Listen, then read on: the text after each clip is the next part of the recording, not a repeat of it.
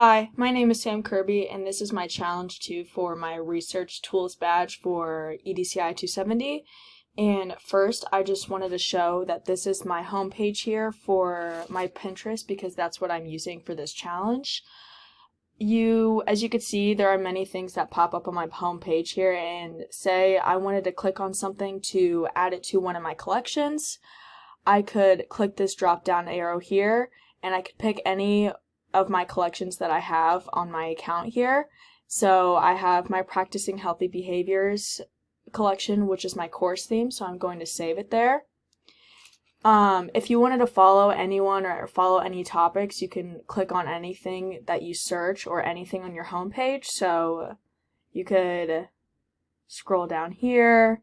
It'll show you more that you like. If you go back to home,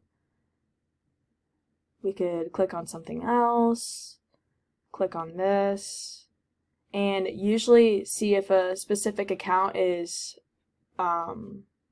posting this on Pinterest. You can follow them to see more of their content.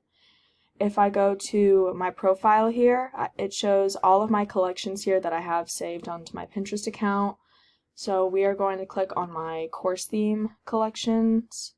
And as you can see, I have multiple different articles, and they also come from websites. They could also become videos once you click on the website within that post. So here is all of my content in there. If you wanted to save your information on here into your OneNote, you can add the OneNote up here as a Google Chrome extension, and you can click on it. And once your account is signed in, you can immediately choose which folder you want to add your content in. And this is what I picked Pinterest for my challenge 2 for the research badge. Thank you.